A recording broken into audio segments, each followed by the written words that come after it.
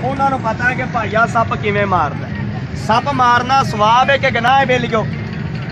है सवाब है। जिंदाबाद जी। इत्थे नहीं लैना किसी बंदे ने। हाँ मैं तो इत्थे मेरा ही मार दूँ। हाँ हकीकत गल है भाई। सप मारना सवाब है लेकिन इन्हू मार के सुट देना गुनाह है भाई। इन्हू मार के तो सुटिया ना करो। अगर मार के सुटोगे तो नुकसान करेगा। जिंदा सप होगा नुकसान एक करेगा, मरिया सप भाजी दो नुकसान करेगा।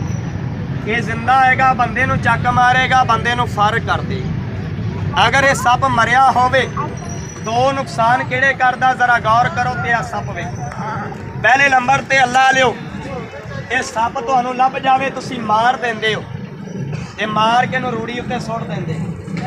बोलो इंज नहीं ना यार। हालांकि मैं तुहानू नहीं वेख्या सप मार दिया। मैं इन्नी को अकर रखना कि साडे भरा सप मारते किने। एक पिंड विचों सप निकलिया आया ना, अल्लाह गवाह है कि वो नाल दे पिंडां वाले भी आ जांदे कि शहीदे दे पिंडों सप निकले है गौर करिया जे जरा। ते जेड़े बेली थोड़े दिल दे हुंदे ने ना दूर खलो के रौला पाण डे हुंदे ठीक क्या वेखी मेरी सिखाने च ना वड़ जावे। है गौर करी जेड़ा बंदा दलेर हुंदा है ना वो इंज करके सोटे दा आसरा लैंदा इहनूं मारन लग पैंदा, कुटदा है मारदा है।